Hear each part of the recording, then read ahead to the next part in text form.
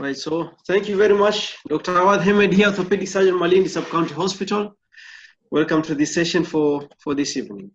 So, this is where I work.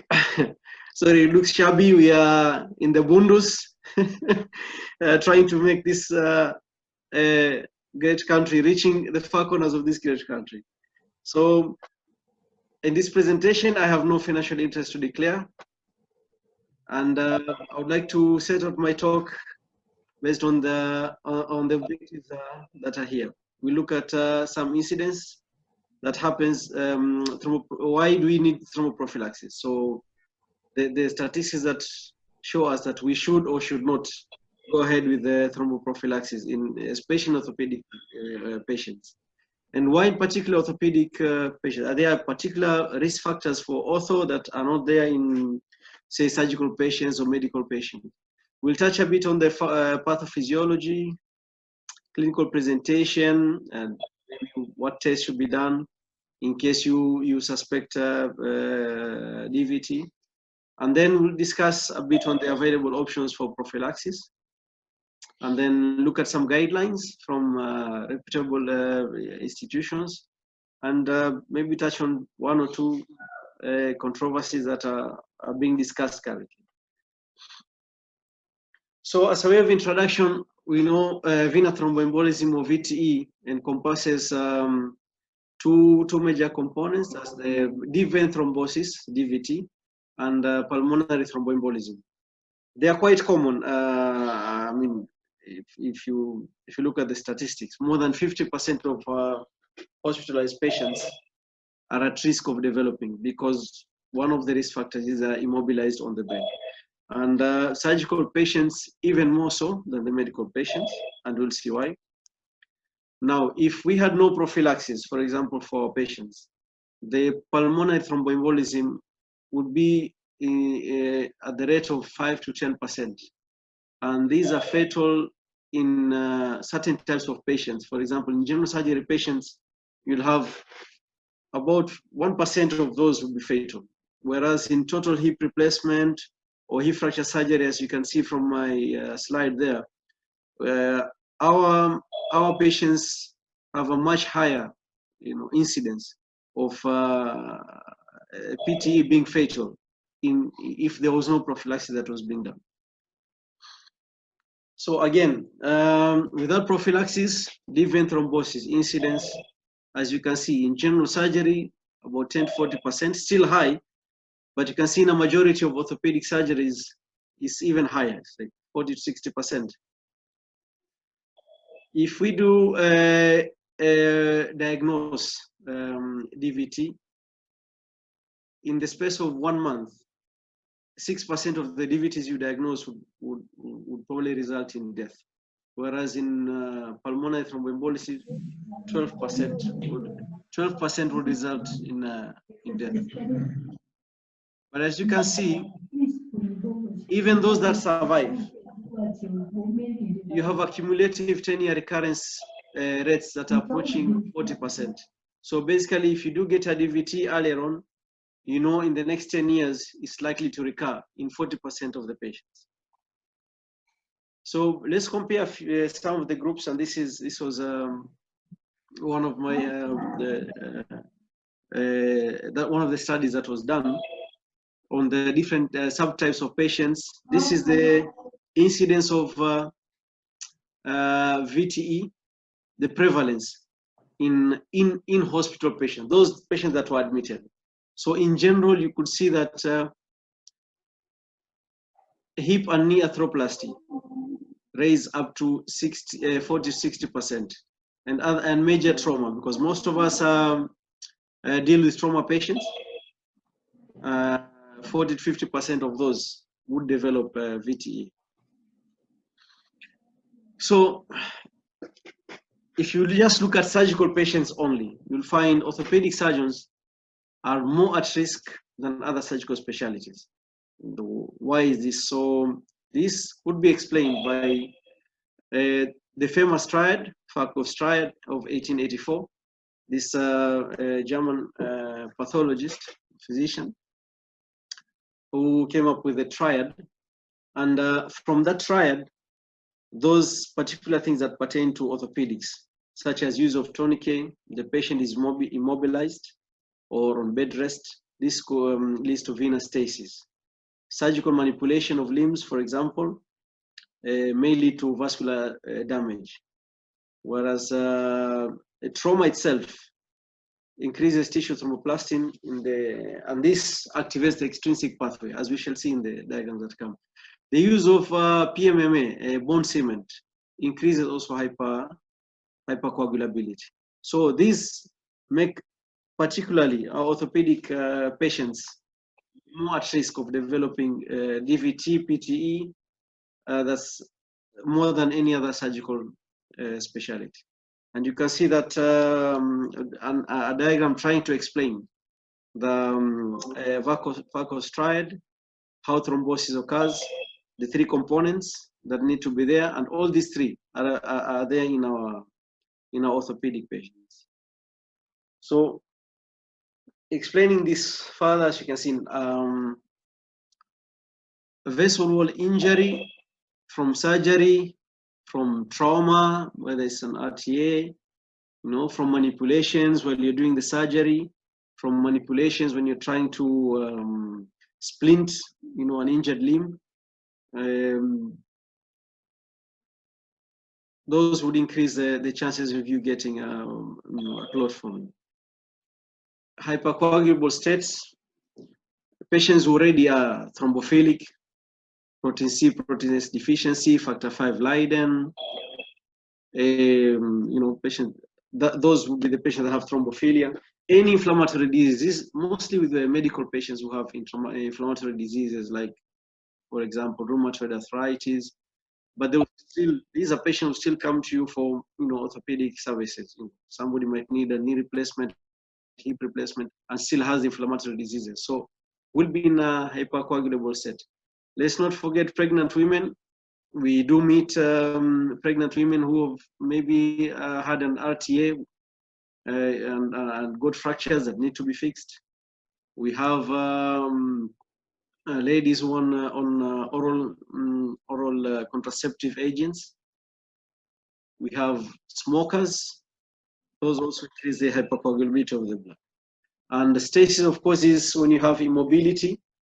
In particular with orthopedic surgeons, when you use the tourniquet, you cause stasis especially in the venous blood system. And hence, all this together now with the varicose triad increase the chances of getting thrombosis. So what happens when you do have all this coming together? You have the clotting cascade, which has two arms, the intrinsic pathway, extrinsic pathway, as you can see. What's important here is that they all meet into the common pathway when you have activation of factor 10 to factor 10A.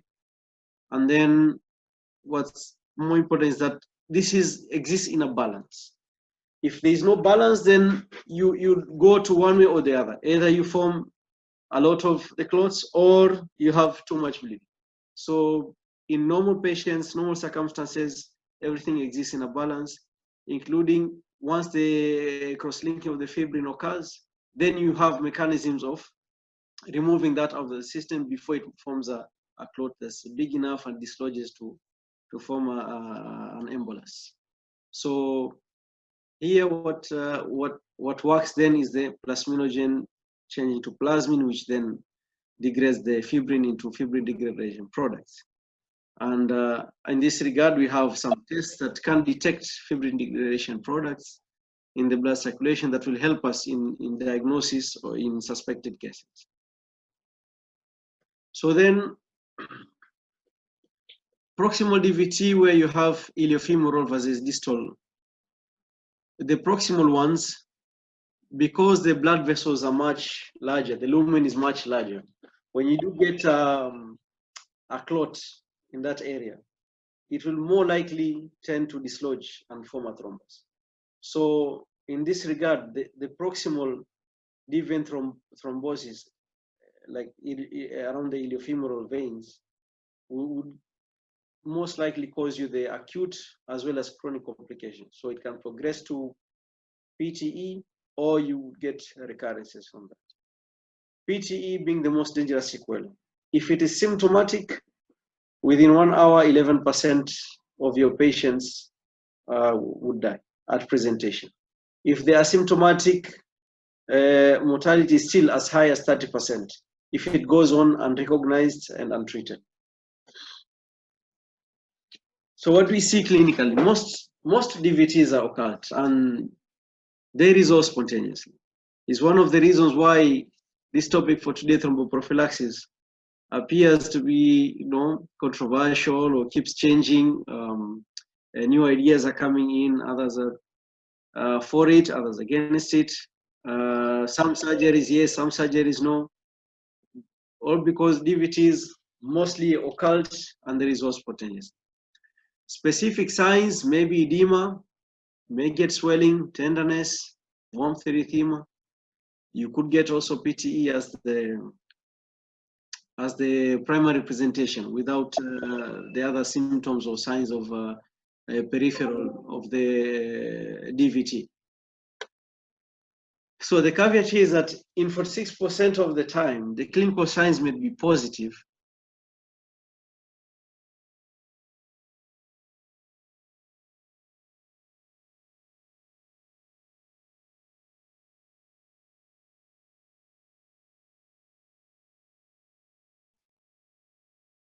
You might get non-specific symptoms, but when you do the imaging, you realize you get positive results. There's a clot.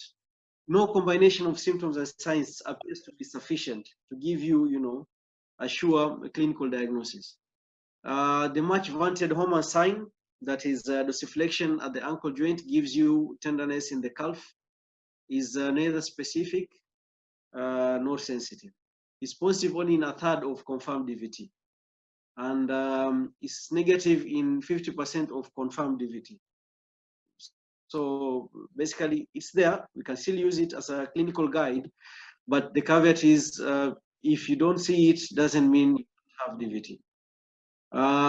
You can get superficial phlebitis. You can get a palpable cord-like induration over the vein segment that has the thrombosis.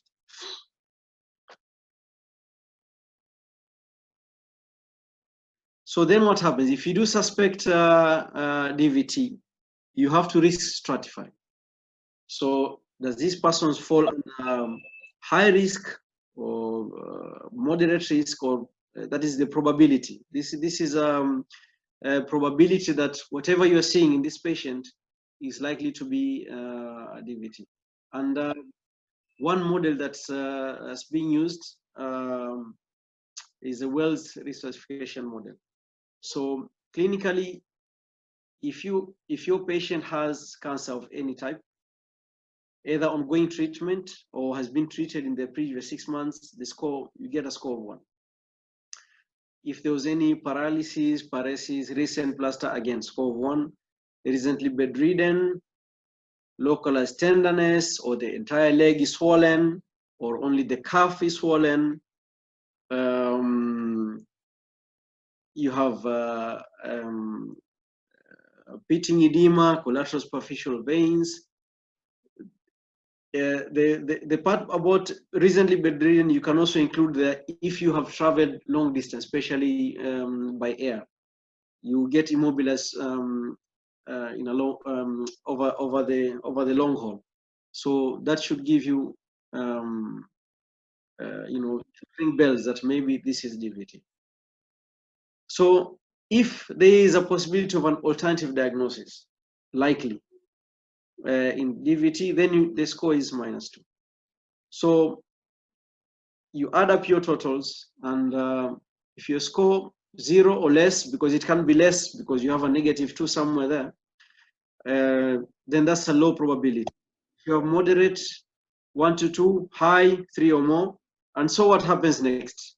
Say you do a probability based on the Wells risk classification and decide this person is low risk. What do you do then? So in low risk patients, but you're still suspicious, then the D-dimer levels are helpful. So if you do a pre-test and it gives you low probability, this is where they'll be able, D-dimers. And if they are positive, then they guide you. Probably there is a DVT. If they're negative, then forget about it. Usually the D-dimer is negative and the pretest probability is negative, then no DVT. If it's intermediate to high probability, then you go for a venous Doppler ultrasound. Now, the problem with the venous Doppler ultrasound is operator dependent, depends on the patient's habitus, which may hinder interpretation. For example, morbidly obese patients. Okay. So then what next? Invasive venography for a long time has been the standard, and now CT angiography would be most helpful in detecting. So then what happens? Because we, as orthopedic surgeons, normally would not be challenged to treat DVT. I think we leave that in the medical department. You probably call in your medical colleague and ask for their help. But ours is look out for our patients, orthopedic patients, and what we want to do is prevent this event from happening. So prophylaxis is for us the way to go, and modalities that are available. It's a dichotomy. You have mechanical appliances that help you, or mechanical methods of preventing DVT, and pharmacological, or also known as chemical DVT. So we shall look at these modalities. Let's start with the mechanical. So early mobilization is a good way of trying to get your patients off the bed quickly, post-operatively. Helps venous return with your peripheral muscle working for you, combined with for example, physiotherapy, movement of the joints, asking the patient to get off the bed earlier, has its advantages, as we shall see. Graduated compression stockings can be used. Other devices, intermittent pneumatic compression devices, or venous foot pump. The last bit there, an inferior vena cava filter, not really sure where to put it, but there are some special situations where an inferior vena cava filter will come in handy in certain specific patients. So in general, these mechanical prophylaxis devices are useful adjuncts to pharmacological prophylaxis. So the mainstay would be pharmacological, and then useful adjuncts would be the mechanical. In some special situations, maybe where pharmacological prophylaxis is contraindicated completely, as we shall mention some cases, then maybe this would be the only thing that you can use. The advantage is no risk of bleeding if used alone, of course, because the pharmacological prophylaxis definitely will interfere with the clotting, and hence there is a risk of bleeding. With these ones, you don't have that, and there is no need of monitor. The disadvantages now, it's quite difficult to, for a patient who has had trauma, has undergone surgery, has a lot of pain, and you're asking them to put on these devices, and it's probably very close to where they'd had their trauma, or they have to move in certain positions that will, make them experience pain and all that. So it's inherently difficult to use the devices for them. You might get suboptimal compliance, and used alone, really, they might not give you adequate prophylaxis. So there's also a need that maybe in the first few days, like first 3 days, 4 days, they need to be worn continuously, whether they are awake, asleep, moving around, or just resting on the bed. So that initial period might be difficult to have it on all the time. Yet it's required that you put it on throughout. And there is really lack of strong evidence to suggest maybe there is a reduced risk of PTE and death when you use these. No evidence, strong evidence has come out that if you only use mechanical prophylaxis, in the long term, you reduce the risk of death and PTE. So each individual device has its own advantages and disadvantages. So early mobilization is the most simple and it's applicable. If you combine it with physiotherapy, it allows the patient to get back home faster. You get lower incidences of post-THR, that is, you get lower incidences of VTE. You have a shorter hospital stay, and mortality over 6 months is reduced. But again, instituted alone does not provide adequate prophylaxis. The graduated compression stockings, you start with a higher pressures on the lower end and keep reducing the pressure as you go up. Helps with venous return and has helped to reduce the stasis, venous stasis, and hence with that you do hope that it reduces the chances of developing a clot. Now, this stocking can be knee high or thigh high, but a study from a systemic review that was done in 2012 shows they do not differ significantly in their effectiveness. So you can use a below knee or a above knee. Both would be okay.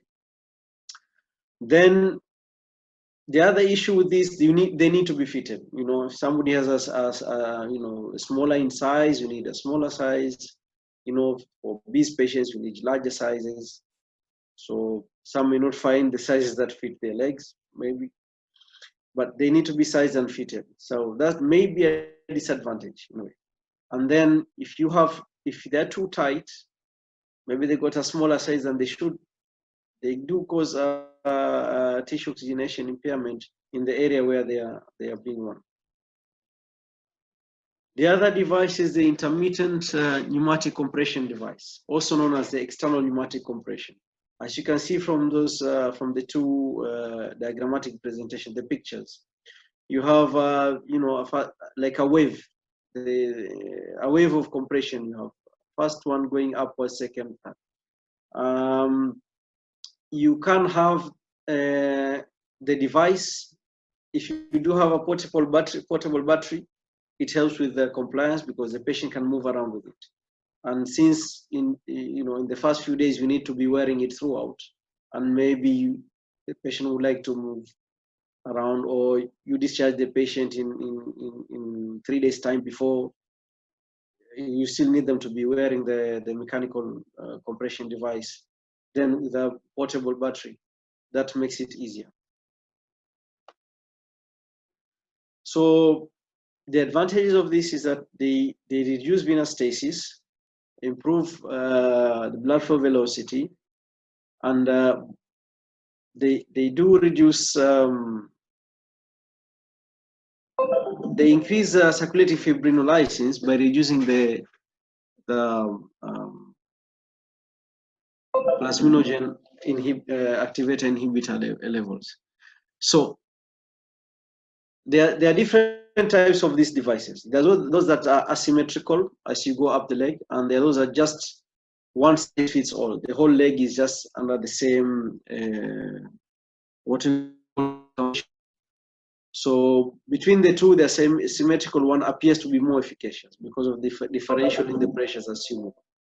And then to enhance compliance, of course, like we said, if you have a portable battery, then the patient is more likely to comply. The last of these external devices is the venous foot pump. As you can see how it's fixed when the patient is admitted in bed, as well as if the patient was discharged from home or you start ambulating the patient, you have both options are available. So these devices, it's well and good to use them, but when you have certain situations, then you cannot apply them. Open fractures, for example, especially tibial fibula, quite distal. Peripheral arterial insufficiency, then you cause other problems. You might, cause reduced tissue oxygenation, and hence maybe cause gangrene. If you have a patient with severe cardiac insufficiency, or ulcerations and infections around the lower limbs, and that's because that's where the area you'd want to apply the external devices. So any infections, the ulceration, then you tend to opt not to use.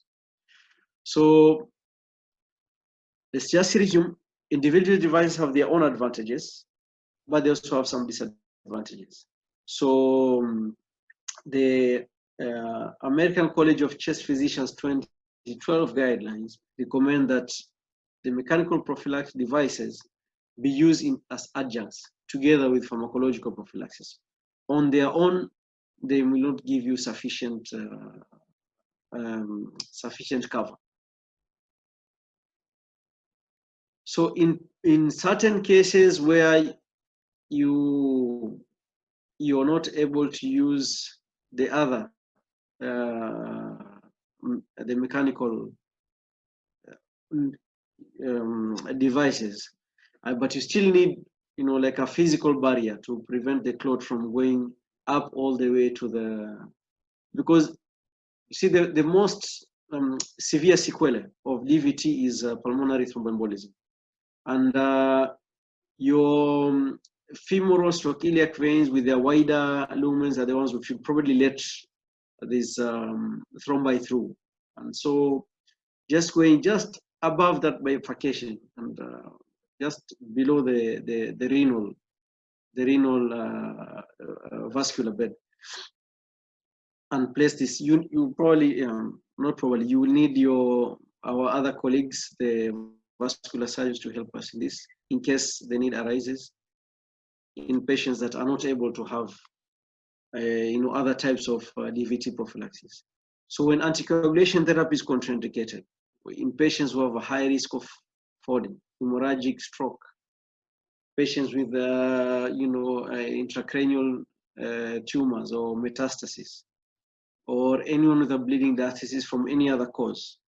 So then you don't want to compound that with thromboprophylaxis, and you increase the other comorbidity that you may have. So in this case, this is indicated.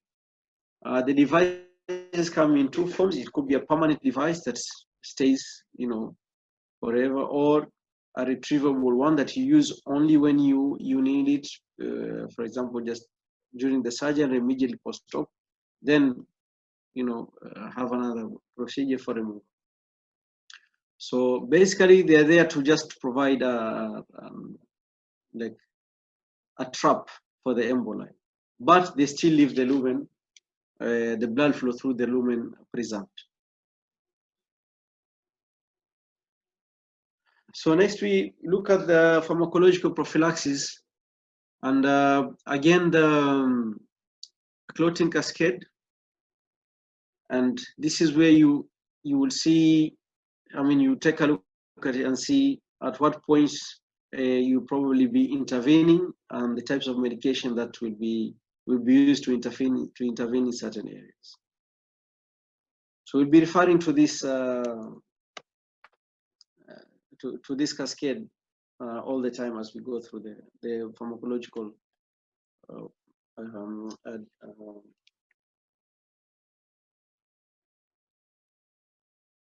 right. So platelet active drugs such as aspirin have been touted for use. Vitamin K antagonists, the coumarins such as warfarin,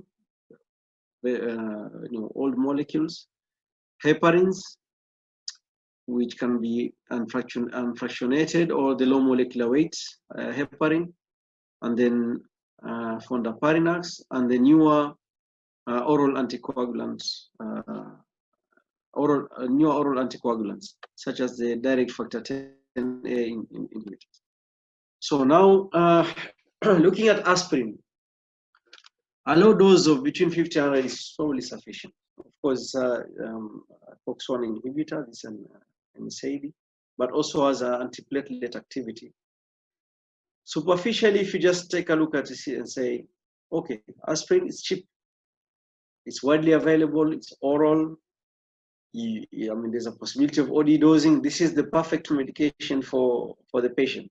You take it once a day and you forget, and that's it. However, the study done on 13,000 patients randomized between aspirin and placebo found the death rate was identical. There was an increase in risk reduction, but probably, not very. How should I say? It was not wow. The increased incidence of patients receiving blood transfusion, getting GI bleeds, or getting bleeds in the surgical site. So there was insignificant difference in symptomatic VTE reduction in total hip and total knee replacement. Still, with all these AC, like I said, there are some guidelines that we use that are published. In 2008, ACCP did not recommend for use of aspirin as a lone agent, as the only agent that you use for DVT prophylaxis. Revised in 2012, I said recommended because it was better than placebo. American Association of Orthopaedic Surgeons, 2007, recommended it in low risk patients. If you do your risk stratification and you decide the patient is low risk, it wouldn't apply to most of orthopedic patients though, because then you have total hip replacement, total knee replacement, or say hip fracture trauma and surgery. Those would automatically are classified as high risk. So they amended this later on to say you cannot use it alone. You have to use aspirin with a mechanical compressive device. So in 2011, again, revised and said there is insufficient evidence to support the use of aspirin as a thromboprophylactic agent. Now, SIGN guidelines 2010. Now, SIGN here is not the implant generating network that we know. This is the Scottish Intercollegiate Guidelines Network, updated in 2015. Also did not recommend aspirin to be used as a sole agent. You can use it together with other agents. Now, if your patient is already on aspirin for say other medical conditions, how should you move forward with this? So Dineen et al. Did a study and said you don't need to stop aspirin. They can just continue as normal. The only exception is if you're going to have intracranial surgery, spine surgery, or posterior chamber surgery. That's eye surgery. Because here, any hematoma formation would be critical for the patient. If you do have an overdose of aspirin, then antidote will be sodium bicarbonate. The vitamin K antagonists, the coumarins, examples are warfarin, cenokumarole, but warfarin is the best known. We know that warfarin needs monitoring by PT activity, which is done via INR. Most physicians would try to get the range of INR to between 2 and 3 with a target of around 2.5. Now, when you're initiating treatment in the beginning, it takes time to exert its effect, maybe around 3 to 5 days. I think there's something about 72 hours. And so every 2 to 3 days initially, you need to check your INR to see whether you've achieved the range that you want. Then after that, maybe once weekly. And if you're going to do extended prophylaxis using warfarin, probably monthly.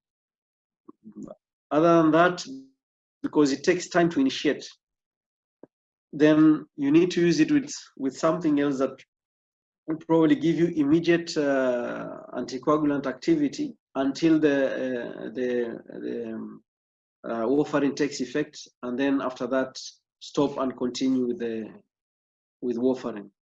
It's a good drug to use, especially as an outpatient setup, because it's oral, can be taken once a day. It's tried and tested. the only thing it has, its disadvantages as well. So it targets the vitamin K dependent clotting factors. That's the 2, 7, 9, and 10. If you do get an overdose, you can institute vitamin K, fresh frozen plasma, or what is known as 4-PCC. So with warfarin, the endpoint, that is death, that it can cause death, is rare. As was seen in 3,000 consecutive THR by Amsud et al.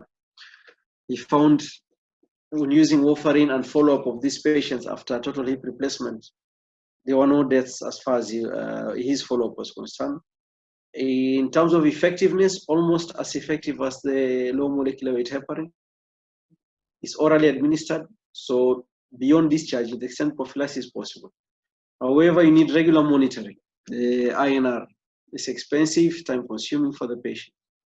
If you start too early to use the medication, you risk bleeding. If you start too late, then there's a period where there is no prophylaxis that is being offered. That's one of the disadvantages of using warfarin. Then again, you need to use with probably heparin before you leave it on its own. It also has a lot of drug-to-drug interactions, interacts with alcohol, so that would give it if you have another agent to use, then you'd prefer to use another agent rather than warfarin. So it's not the gold standard, it's not the go-to drug, but it's available. The next class of chemical anticoagulants, heparins. We know of the fractionated heparin. The dosage for prophylaxis, 5,000 international units, usually around 8 hourly, given subcutaneously. It's more bioavailable IV, especially when you're doing the treatment. But for prophylaxis, subcutaneous suffices, 5,000 international units, 8 hours. Our meta-analysis on the use of unfractionated heparin reduced the rate of fetal PTE by 66%, and a similar rate with the symptomatic VTE. So this was done, the end product was seeing the clots on scintigraphy or venography, and hence how they came about with how much reduction was done. So they work by binding antithrombin 3, potentiates it 10,000-fold, and hence catalyzes inactivation of several factors, including 10, 9, 11, and 12. It's given parenteral. Monitoring is activated partial thermoplastin type. Again, this needs monitoring. So if you do get another medication that does not require monitoring, then that would be a more preferred method to use. So latest ACCP guidelines recommend it for use in THR, TKR, or hip fracture surgery. The antidote is protamine sulfate in case of overdose, in which case you calculate 1 milligram neutralizes about 100 international units. The major side effect is heparin-induced thrombocytopenia. This can lead to disseminated intravascular coagulation. This can be fatal. So you'll have to watch out for this. A low molecular weight heparin now gives you more predictable pharmacokinetics, pharmacodynamics, has less non-hemorrhagic complication, of course, with a longer half-life. So possible to give it once daily, subcutaneous administration. You don't need to monitor it, and so you get improved compliance from patients because of the OD dosing. You can train the patient to self inject with the low molecular weight heparin, and it can be used in the extended prophylaxis while at home.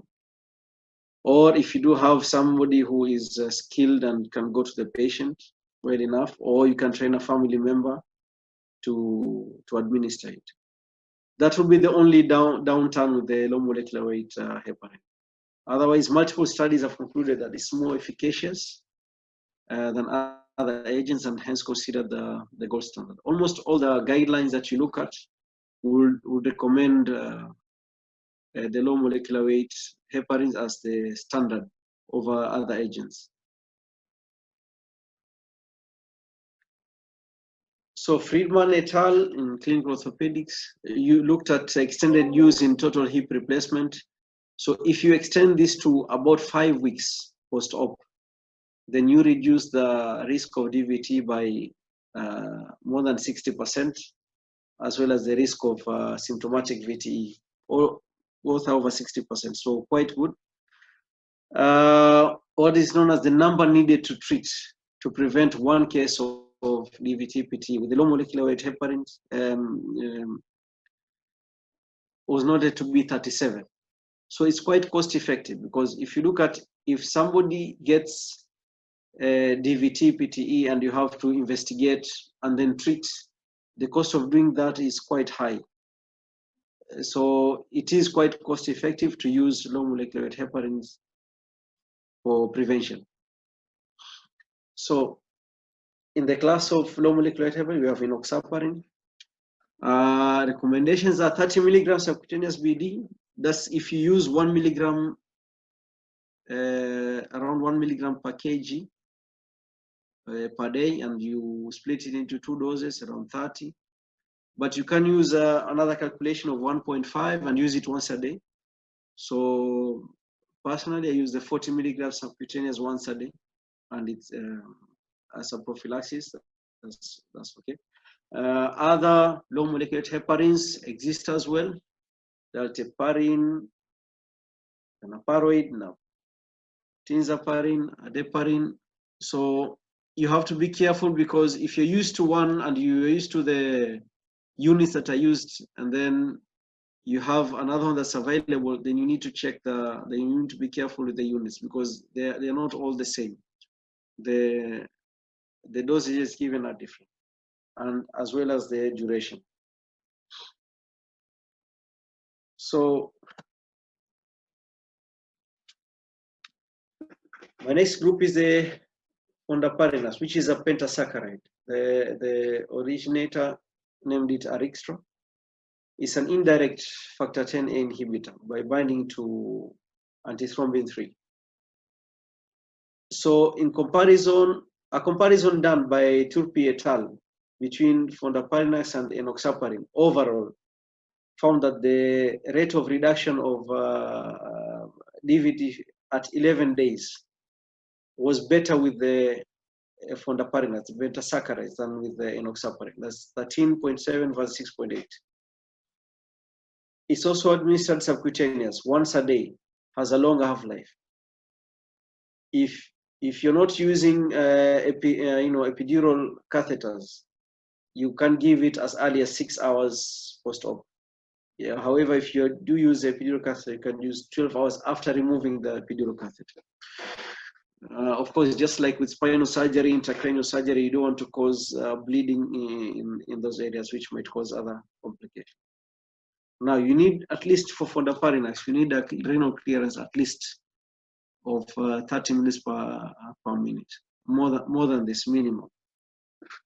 So although it is more effective than the low molecular weight heparin, it was found that it has causes major bleeding as a side effect, and so this renders it less desirable, and hence we still maintain that the low molecular weight heparins are the go-to drugs first before you consider any. Still, it's recommended in the latest ACCP guidelines as one of the options that you have for prophylaxis. The newer oral anticoagulants, as they are known, NOACs, it's possible to have fixed dosing. It's oral in administration. You don't need any monitoring. So, best example we have around here is Xarelto.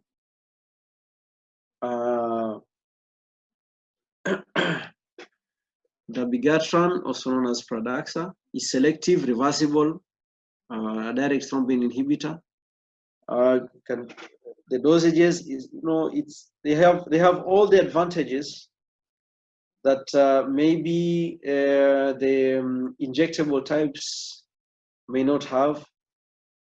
You can use them as an outpatient or extended, prophylaxis.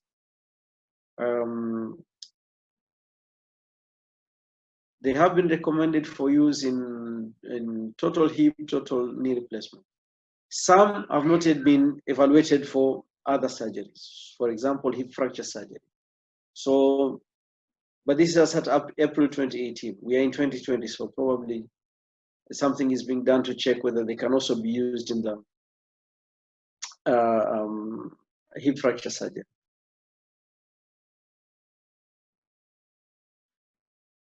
We have some more synthetic anticoagulants on the way. They are being tested. Some have already been tested and put in the market. Tissue factor pathway inhibitors, for example, nematode anticoagulant peptides, idraparinax, this melagatran should be available now because recent studies have come out and shows good, good promise that can be used. Other newer synthetic anticoagulants still on the way. We don't know a lot about them. Izumi et al. Used something here that's quite interesting: transcutaneous electrical nerve stimulation as a means of prophylaxis. That's intraop. So maybe that's something else that we need to look at. Now, we've always viewed thromboprophylaxis as a dichotomy, as two ways. It's you're either doing mechanical or you're doing chemical. But if you apply, medicine more like an art than a science, then there are some patients that you probably would want to balance between the two. So you tailor it to the patient's need. For example, if there is a high risk of bleeding in the immediate post-op period, you may want to start with mechanical prophylaxis, and as the risk of bleeding reduces, then introduce your chemical prophylaxis, and you may, if you want, you would still continue. For example, the venous foot pumps, and then later on combine it with the chemical anticoagulants. In patients with high risk of thrombosis, combining both may hopefully confer advantages of both the chemical and the mechanical. So it's a balance. Now, what about use in other surgeries? Some people have suggested the use in knee arthroscopy. No consensus yet. There is no prophylaxis, but as it is, no prophylaxis unless other risk factors exist. So you risk assess the patient. If need be, then you do put them on prophylaxis. But the recommendations as at now, there is no consensus. You don't need to do prophylaxis there. If you have an isolated injury below the knee, for example, or something like an Achilles tendon rupture or Achilles tendon surgery, for example, then routine use of prophylaxis, especially in ambulatory patients, really is not. There's no sufficient evidence to support routine use. The NICE guidelines though suggest you may use in immobilized limbs, such as if you're to use POP for say tibial fractures undisplaced, then maybe we need to put the patient on it. Again, elective spine surgery, it's a weak recommendation because you don't want to cause an additional, a hematoma in the spine, unless the patient has an additional risk factor that will cause, thrombosis. Then maybe you need to put them on the anticoagulant. Spinal cord injury is the same. So recommended routine prophylaxis once primary hemostasis is evident. Otherwise, again, you cause a bleeding to continue, and then later on forms hematoma. Upper extremity surgery, again, not recommended if the patient is going to be ambulant in the immediate post-op period. So we have several guidelines from different institutions. So from the American College of Chest Physicians, ACCP, this is the one that's probably being used right now as a standard. You have, like we said, the Scottish Intercollegiate Group sign. We have the National Institute for Health and Care Excellence, NICE, and the American Association of Orthopaedic Surgeons as well have their guidelines, and so on and so forth. So basically, in general, these guidelines for orthopedic surgeons, probably total knee replacement, total hip replacement, and hip fracture surgery, the most critical. And you can see from here the guide also on the duration of therapy. So for the knee replacement, 7 to 14 days of prophylaxis, hip replacement and hip fracture surgery should go all the way up to 5 weeks. And the different medications that are recommended. As we say, this group here will be the gold standard. If by chance you're not able to get your hands on this, then if the other options are available, you can go ahead. This is subject to availability and of course the cost of the patient. And if there's monitoring to be done, for example, with warfarin or the fractionated heparins, then you should have the laboratory support with you so that your patients are well monitored. Again, ACCP is, I think, the go-to guideline for most orthopedic surgeons. And they do give what you should give in total hip, total knee replacement. Rather than no prophylaxis, they say use this. So as you can see, recommendation number 1 is a low molecular weight heparin. I think the rest you just follow.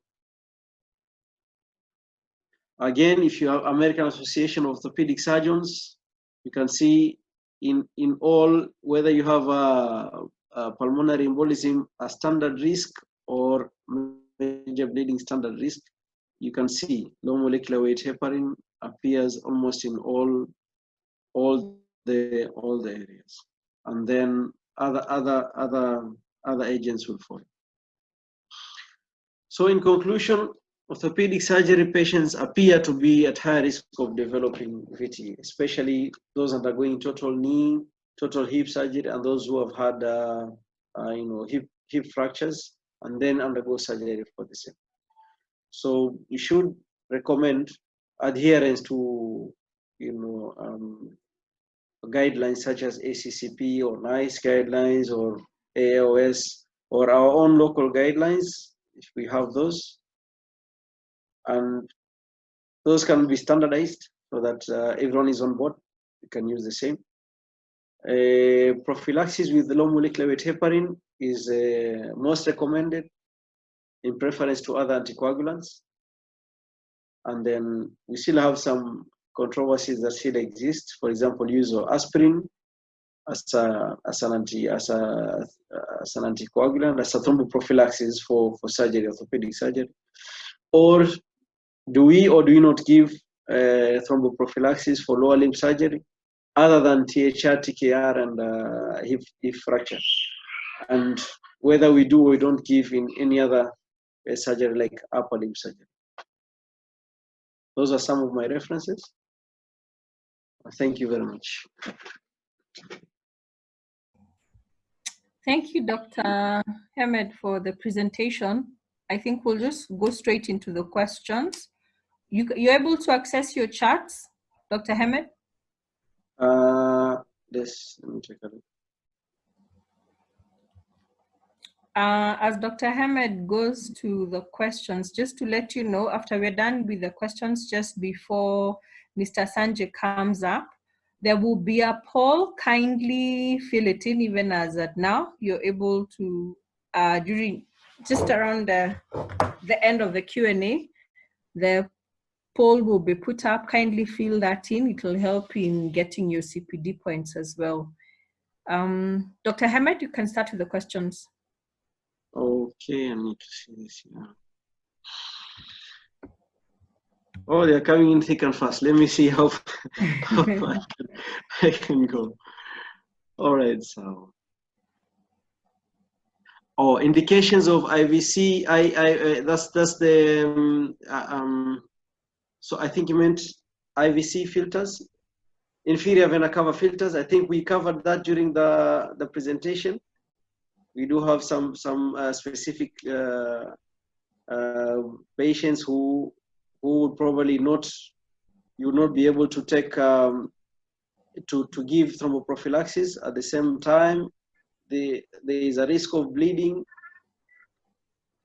So when anticoagulation therapy is contraindicated, for example, in patients who have a high risk of falling, in patients who had hemorrhagic stroke, for example, in patients with central nervous system metastasis, or patients with bleeding diastasis. These are the clinically the patients that should probably not want to give thromboprophylaxis, and hence they would benefit from the IVC filters. Thank you for the presentation. Thank you. Okay.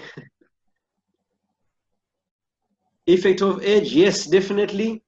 Age is one of the risk factors. We can't cover. We couldn't. I mean, can't cover all the risk factors. I went to the VACOS triad. VACOS triad, the triad of the three major, factors that culminate into a clot formation. And if you look at them individually, it will give you, which type of patient has which type of risk. So yes, age does increase hypercoagulability, because elderly patient are probably the most immobile than any other population group. So yes, the risk is high in elderly patients. That's correct. Yes, somebody else also commented on IVC filters where you cannot use chemical prophylaxis, e.g. pelvic fracture. Otherwise, okay, I think we've commented on the IVC filters. Is it safe to use compressive stocking in established deep vein thrombosis? Okay, doc, here, I don't know. I looked mainly at the prophylaxis. We use it for prophylaxis. If you have an established DVT and you have already diagnosed it, if you do use the graduated stocking, you probably dislodge it. And so maybe no.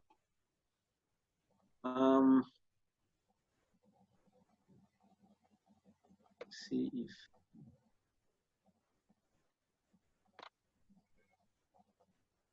Zakaria, okay, Zach asking whether you can give it at the accident and emergency. As at now, no, although trauma is a risk factor for DVT, but you have to assess if the patient is bleeding. At that point, probably not the right time to give it, but mainly it's prophylaxis against DVT just immediately after surgery. Protocol for pediatric surgeries, okay. I think someone will have to help me out here. I'm not sure about pediatric patients. For elective surgery, what is the ideal time to begin? All right, okay.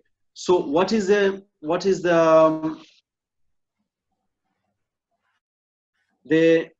ideal time for instituting? Now, you need to start. It's funny, the concept is you needed to give it just in time. So there's a dilemma here, because with the chemical prophylaxis, if you give it too close to surgery, okay, the closer you are, the better thromboprophylaxis. That we agree. But you also increase the chances of bleeding if you're very close to surgery. So, and if you give it too far before, maybe the effects will not be felt immediately. But I think the best time would be immediately after surgery, well, when I say immediately, I don't mean immediately post-op you start giving. So the recommendation. So the earliest you can give would be 6 hours. But most of the guidelines say 6 to 12 hours after surgery. 6 to 12 hours. Most of the agents are recommended for prophylaxis to be given 6 to 12 hours after surgery.